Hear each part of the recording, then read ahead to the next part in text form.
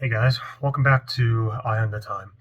Today we are going to be taking a more in-depth look at the Erebus Ascent with the aventurine dial and the O-style bracelet. This thing is very nice. First of all, this is the case it comes in. Very nice, like a pleather, I think, but nice and soft. You got two spots for watches in here. You got the tool for the bracelet, warranty cards, a thank you from Jody and Steven. Now, the Erebus Ascent is the second release from Erebus, the brand started by Jody from Just One More Watch, along with his friend Steven. This is the Erebus Ascent with the aventurine dial on the O-style bracelet, and I've worn this for a couple days now, and I've been thoroughly impressed with it. This is a very well-built watch, especially for the price. I think it outperforms the Tissot PRX and things like that. We'll compare this to a couple other watches later. We have 10 atmospheres of water resistance, sapphire glass. Those indices are applied and nicely loomed, as well as the hands. And those are nice, sharp cut hands there. On the Club Erebus Facebook group, people were complaining about some misalignment with the indices.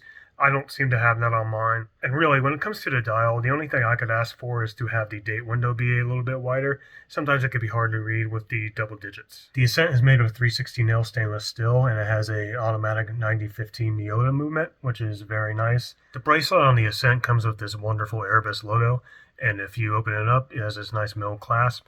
You have a push-down tab on the inside for some micro adjustment. You got about a centimeter. This comes with half links as well as full links, which is really nice. When sizing this for my 7.5-inch wrist, it is pretty easy and get a nice comfortable fit.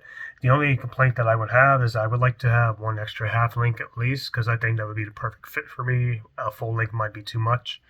Either way, this is a very comfortable watch. The Ascent has wonderful construction. It is nice and solid but light.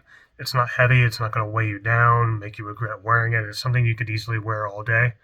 And what I really like about this piece in general is just the way it plays with the light. The sparkling on the aventurine dial is very nice. It definitely gives you that outer space kind of vibe, which I really dig.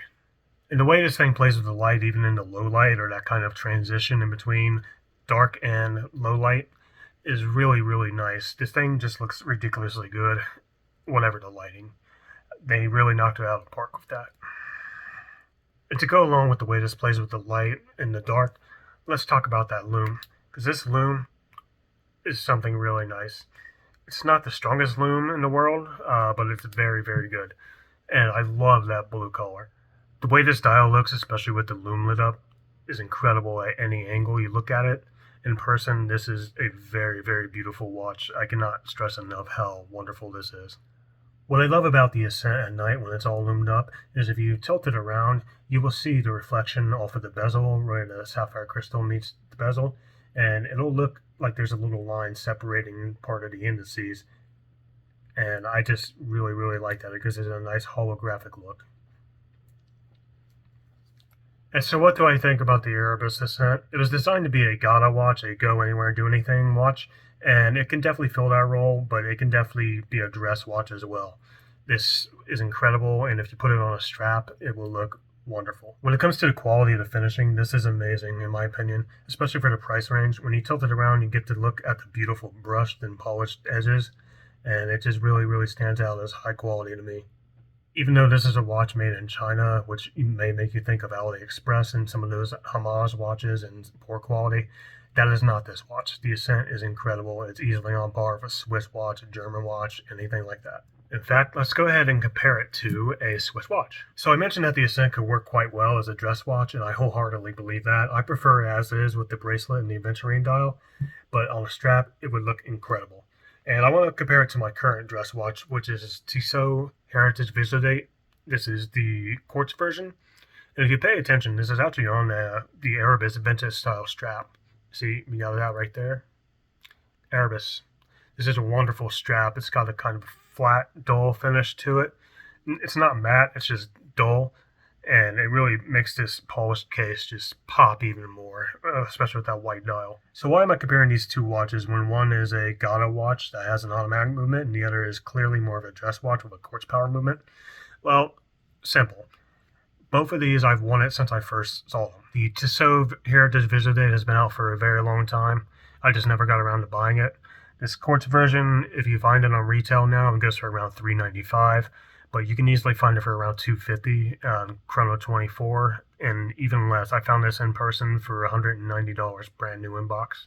So let's take a look at the dial on the Ascent. Those indices there, especially, they're applied and they're beautiful and multi-dimensional.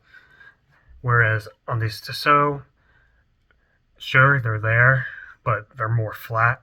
They still shine pretty good, especially with this white dial, and legibility is okay. It's not too terrible. So just to compare the Erebus and the Tissot a little bit more in the dress watch category, I went ahead and threw the Erebus on a black leather strap, and I had my doubts, honestly, if this was going to look good, and it absolutely does.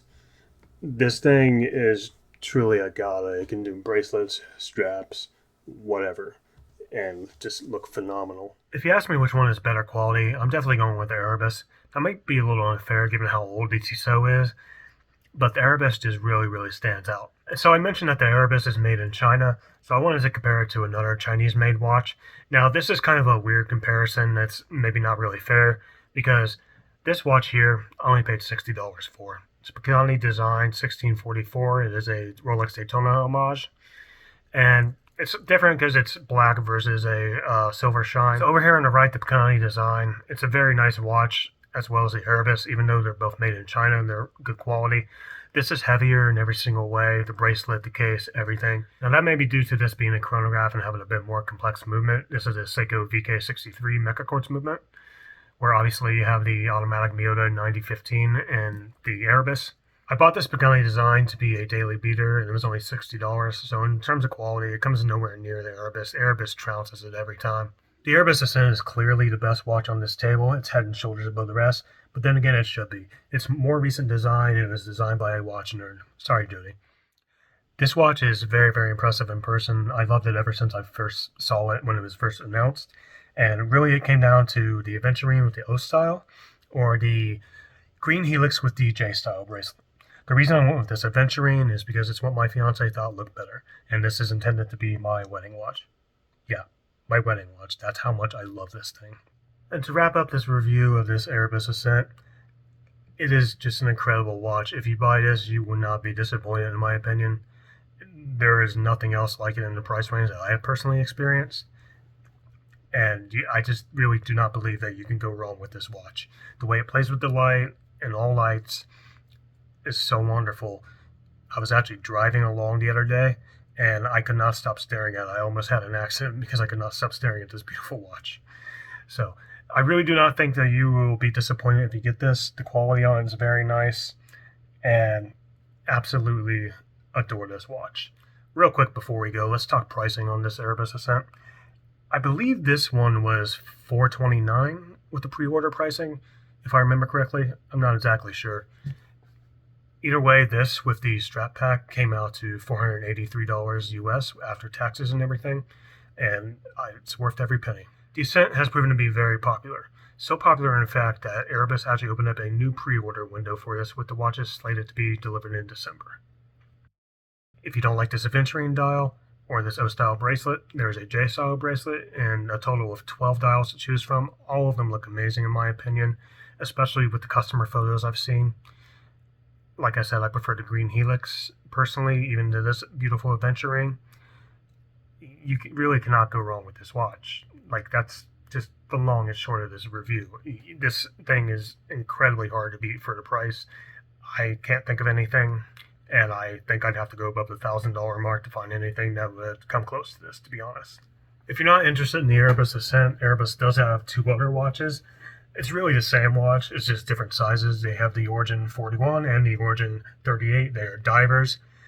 Those look incredible as well. I don't have hands-on experience, but I will pick one up eventually. Anyway, this is going to wrap up the review on this Erebus Ascent.